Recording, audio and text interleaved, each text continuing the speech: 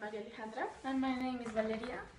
and today we're going to present you Our biology project. To continue with this, we're going to talk you about what humans are made of. So, amino acids make proteins, proteins make living cells make tissue, and tissue made organs, and organs So first make let's talk about DNA.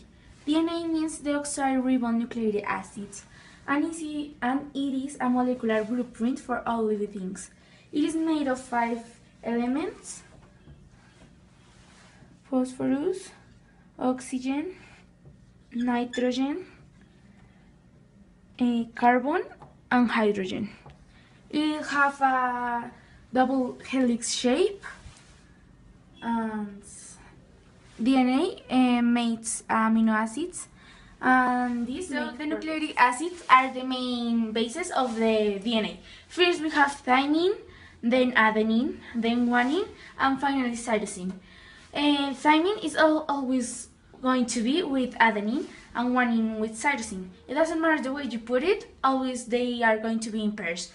Here you can see that we have adenine with thymine, thymine with adenine, and then guanine with cytosine, cytosine with guanine, and then again adenine with thymine, and thymine. So next, to understand the trait table, we need to know these concepts. First, we have genetics. It is the scientific study of heredity and variation. And here is a picture of. So next, we're going to talk about RNA. RNA are copies of DNA but shorter, and one of the sides is missing. Here we draw the DNA and the RNA. Like you see, the DNA have the 2 sides and the RNA have only one side. Next, we're going to talk about heredity. Heredity is the transmission of traits from one generation. We're going to talk about variation. Variation is the demonstration by the difference in appearance that offspring show from parents. Genes. Genes are unit of heredity and are made up of segments. All the concepts, we're going to do a trait chart using the Mr. Mendel's experiment. So here's the characters we're going to use. Here's the D for dominant and the R for recessive. The characters are seed color, and we're going to identify by R, all the concepts, we're going to do a trait chart using the Mr. Mendel's experiment. So here's the characters we're going to use. Here's the D for dominant and the R for recessive. The characters are seed color, and we're going to identify by R, and we have all these concepts. We're going to do a trait chart by using the experiment that Mr. Mendel used. Here are the characters. Here's the D for dominant and R for recessive. We use in character the seed color. We use a capital R and a lowercase r. For dominant, we use yellow, and we use capital R's. For green, we use the lowercase r's. Then in character, we also use the flower location, and we use capital F and a lowercase f. For dominant, we use at left, and we identify by capital F, and recessive at tips of we need the 2 letters, and we have to combine them. So first we took this and multiply by this, and this by this, then this by this, and you this by this. Finish the multiplications of the letters, you're gonna have certain combinations that you have to put it in the trait chart. For you to know better and understand better, I do arrows for you to identify better which one you have to put in the chart. So here you have a capital R, you have to multiply it by the capital F. So here you put capital R and capital F. Then continue with the multiplication. You're gonna multiply capital R by lowercase f. So you put capital R and lowercase f. And continue with it. You're gonna do the same, and then you have this chart.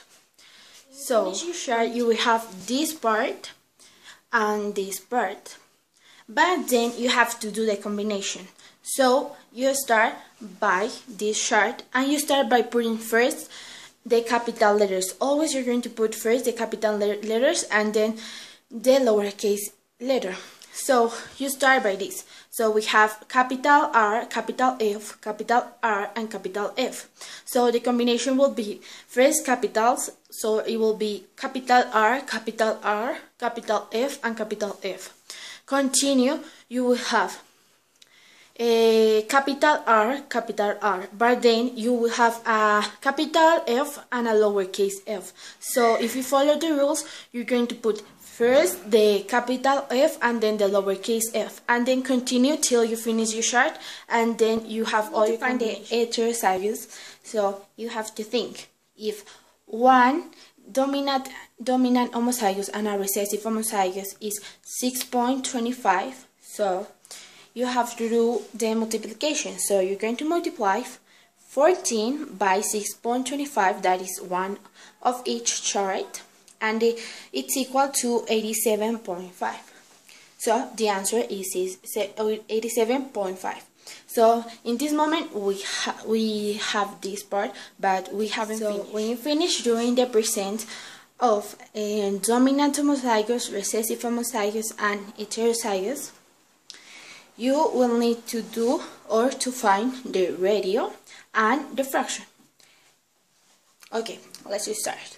So if a dominant homozygous, you have only one and there are 16 or 16 in all, so the ratio will be 1.16.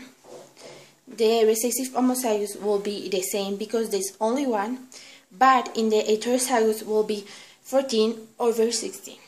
So in fraction is the same, but in a fraction. So if it's only one dominant homozygous, you will put 1/16, 1/16, and in heterozygous you will put 14/16. And so after we have do the chart, we have to see different combination to do the phenotype. So you can do yellow at the left, yellow at the tips, green at the left, and green at the tips. So first you have to identify yellow at the left, and you do this by seeing the letters in the table. When you see it, you have to identify. In this case, we have 9 yellow at the left. So then you have to put yellow at the left, 9, and this number multiplied by 6.25. 6.25 because this is the value of only one square of all the table. So when you multiply it, you get the answer and you put it in radio, percentage, and fraction. And you do this with all of the rest. When you have all, to see if you are correct, you have to sum all the percentage, and if the percentage sum is equal to 100, you are correct. If not, you have to do it again and see what is wrong, because it is mandatory that the sum of this is going to be 100%. So now we're going to talk about pedigree. Pedigree is a family tree that describes the interrelations of parents and children across generations. Inheritance patterns of particular traits is described by using better and more concepts. I'm going to talk to you about karyotype. Karyotype is an ordered display of the pairs of chromosomes of a cell. So here's a chromosome. So humans have 46 chromosomes grouped in pairs. This means that we have 23 pairs of chromosomes.